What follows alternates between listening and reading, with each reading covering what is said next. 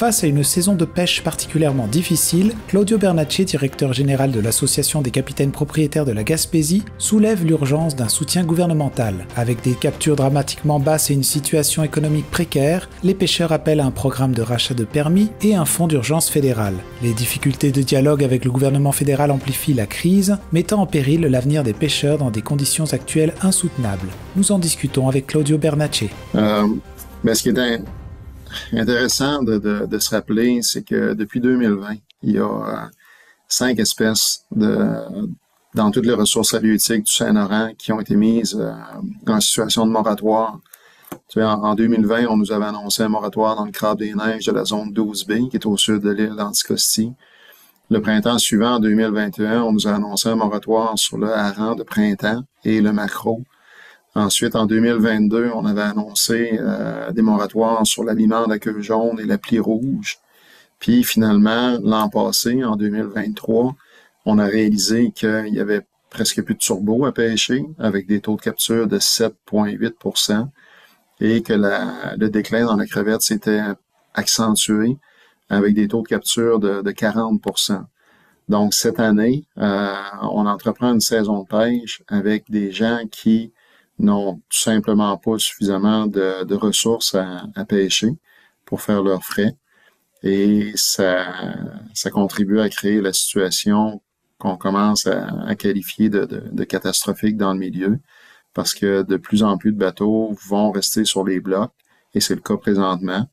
Et d'autres qui sont incertains pour le moment pourront peut-être mettre à l'eau. Et c'est surtout pour l'an prochain où s'il devait y avoir encore un déclin au niveau du crabe des neiges dans la zone 12, ben ça va faire en sorte que des crabiers non traditionnels dans cette zone-là vont voir leur revenu diminuer à un point tel que ils vont être dans une situation de se demander s'ils continuent à exercer ce métier-là pour certains, là. Donc, c'est préoccupant, la situation actuellement, parce que je regarde là, à travers ma fenêtre et je vois des bateaux qui définitivement n'iront pas à l'eau ce printemps. Je vois un peu d'activité sur le quai de Rivière-au-Nord parce que là, il y a des débarquements au niveau du crabe des neiges. Mais quand la saison du crabe des neiges va être terminée, et ça va venir quand même assez rapidement, ben on va retrouver un quai qui est supposément situé dans la capitale des pêches du Québec, qui va être déserté, qui va être extrêmement tranquille, comme on avait commencé à le voir l'été dernier. Et qu'en est-il de cette idée que, il n'y a pas si longtemps, on avait l'impression que le Sébaste allait sauver la situation? On en est rendu où avec cette histoire-là? Ben, la situation du Sébaste est complexe et simple à la fois. C'est-à-dire qu'il y a énormément de ressources de sébaste dans le Saint-Laurent. Assez pour faire vivre plusieurs entreprises de pêche côtière, pour faire vivre des travailleurs d'usines dans plusieurs usines du Québec maritime. Mais malheureusement, le gouvernement fédéral, en 2018, alors qu'il prévoyait déjà réouvrir graduellement la pêche au sébaste, a choisi de ne pas le faire pour différentes raisons. Et ça fait en sorte que le sébaste, même si certaines personnes aimeraient dire que ça n'a pas eu d'impact sur la crevette, ben ça a eu un impact clair, avec une consommation annuelle frôlant les 200 000 tonnes. A eu un impact aussi fort probablement au niveau du turbo, parce que ces 3 espèces-là se retrouvent assez régulièrement dans les mêmes endroits. Donc la crevette, le turbo, le sébaste. Alors quand tu as une espèce comme le sébaste qui est présente en aussi grande quantité, ben elle a un impact sur son environnement, sur les autres espèces, en diminuant par exemple la quantité de nourriture disponible pour tout le monde. Puis la nourriture disponible, ça peut être la crevette, évidemment, mais ça peut être d'autres choses aussi, des petits poissons ou peu importe.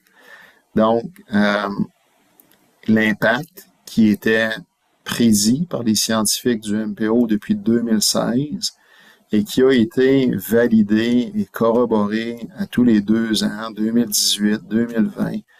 Même le dernier avis scientifique est sorti l'été dernier, en 2023, a clairement démontré l'évolution de la situation et à chaque fois mettait en garde le MPO face à l'impact écologique important qu'aurait le Sébastien sur son environnement.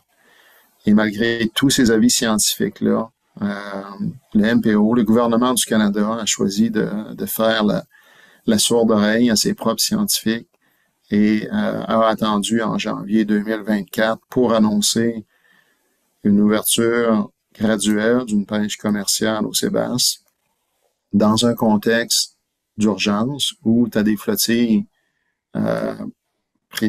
plus précisément celles des crevettiers et des turbotiers, qui sont déjà trop impactés et qu'on se demande jusqu'à quel point il n'est pas trop tard pour renverser la tendance.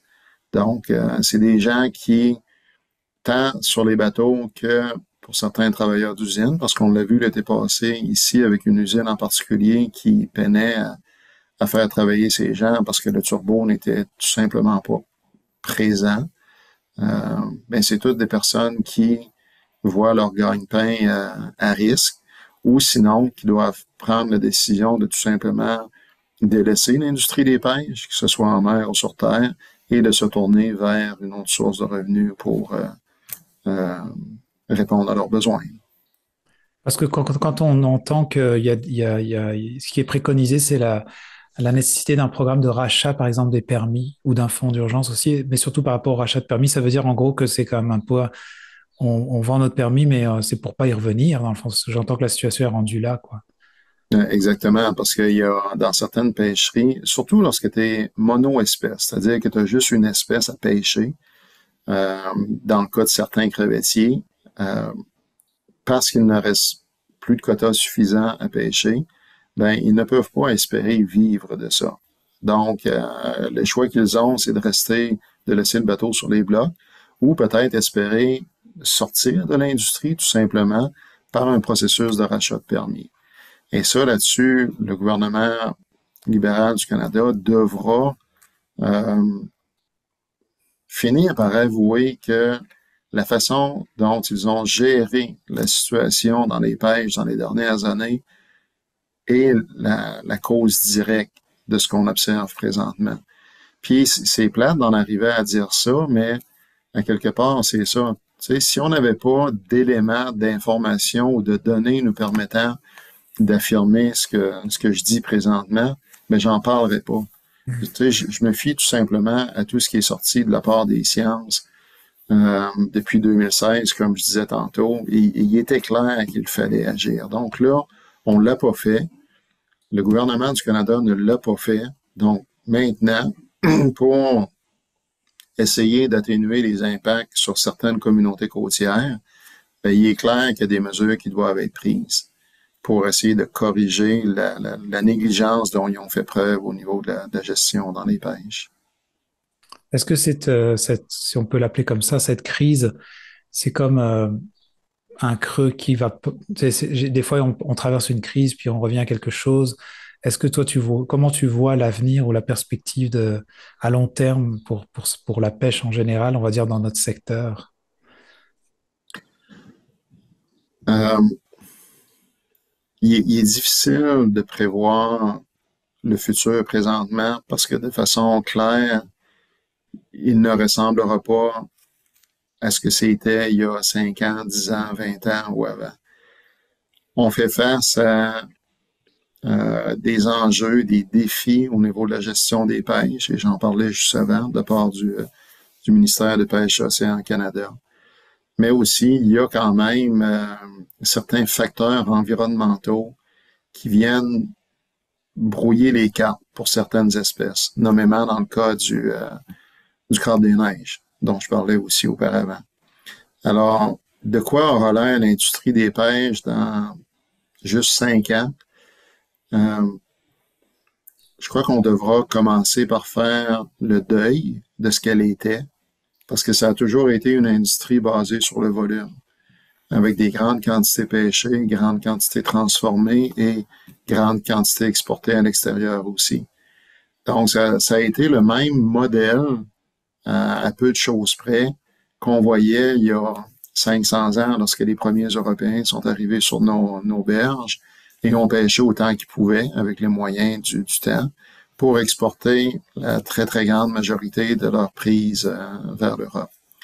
Donc, le modèle doit changer. Le modèle doit probablement s'inspirer de ce qu'on a vu ailleurs aussi, où des gens ont eu à vivre ce qu'on a commencé à vivre ici, avec des déclins marqués dans plusieurs ressources, et ont dû apprendre à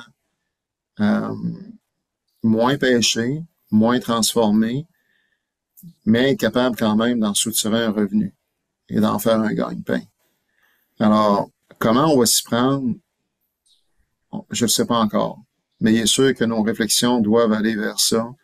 Nos réflexions doivent être empreintes d'innovation à travers ce qu'on fait, d'être à la recherche d'espèces qu'on va commencer à exploiter à petit volume, créer des marchés de niche probablement, en faire profiter plus les populations canadiennes et en ayant probablement moins de pêcheurs qu'on en avait jusqu'à il n'y a pas longtemps.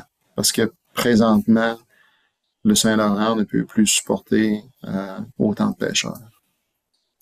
Est-ce que cette idée du fonds d'urgence pourrait aider à passer au travers de cette année peut-être qui est plus difficile pour avoir une possibilité de se revirer de bord vers une autre direction, un peu comme tu la nommes en ce moment? Le fonds d'urgence, tu sais, c'est sorti dans les médias.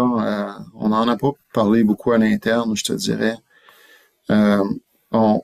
On aimerait plus miser sur des mesures qui soient porteuses dans le temps, qui permettraient de restructurer l'industrie, entre autres en permettant la rationalisation de certaines flottilles.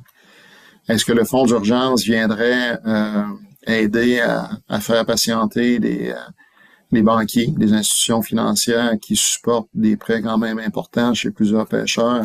Si ça fait partie du panier de solutions pour le long terme, oui, pourquoi pas. Mais il faut vraiment avoir une réflexion qui soit plus longue. Et présentement, ce qui est malheureux, c'est que malgré les perches qu'on a pu tendre au niveau du gouvernement canadien, il est difficile d'avoir le suivi qui permettrait de pousser plus loin les réflexions et de vraiment se positionner pour aider à restructurer l'industrie et faire en sorte qu'on puisse continuer d'avoir des opérations de pêche, de transformation et de valorisation et de commercialisation avec des nouvelles espèces, avec moins de volume, comme je disais tantôt. Mais il y a une réflexion à y avoir. Puis présentement, il y a des belles idées qui sont lancées, mais je pense qu'on aura besoin à très court terme de trouver du temps pour s'asseoir tout le monde, puis de cogiter là-dessus, puis d'arrêter de repousser des décisions qui doivent être prises lorsqu'il faut avoir le courage de les prendre. J'avais une question sur l'ambiance et le moral dans les troupes, entre guillemets, pour dire, toi qui côtoie quand même beaucoup les pêcheurs, j'imagine que c'est pas l'ambiance qui est au plus haut, mais quand même, est-ce que tu sens du positivisme ou est-ce qu'il y a quelque chose ça se discute entre vous? Comment c'est quoi l'ambiance? Ben, il y a évidemment, la situation génère beaucoup d'anxiété, là. Tu sais, on se cachera pas qu'il y a des gens qui dorment moins bien.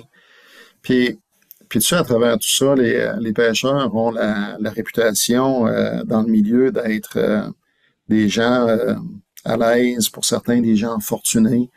Puis il est vrai, puis c'est tant mieux qu'il y en ait qui ont réussi dans ce domaine-là, puis ils ont des belles retraites.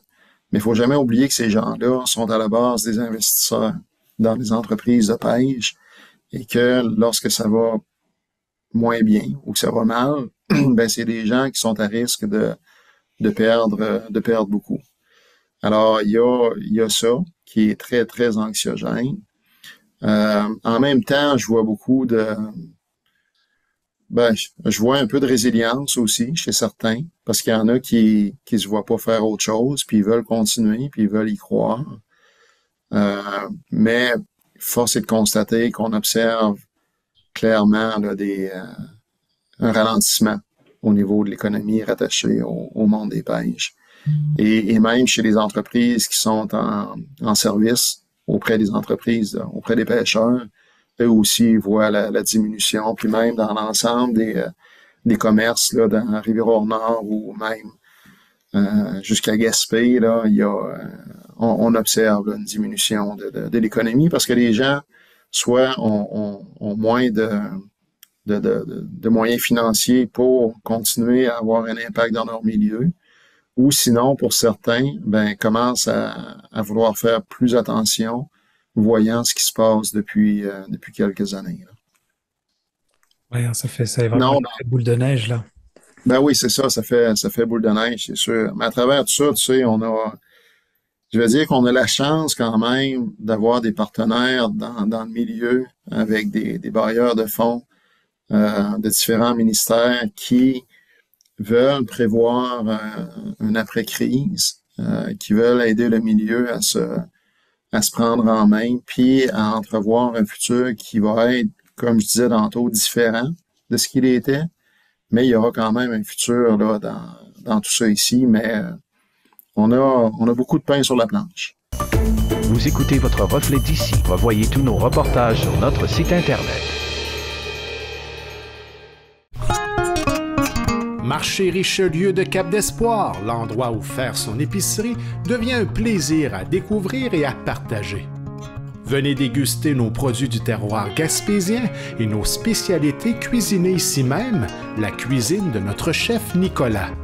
Que ce soit pour le prêt-à-manger ou un dessert fait maison, pour des produits frais, de la bonne bière gaspésienne ou simplement pour le plein d'essence, rendez-vous au marché Nicolas de Cap-d'Espoir.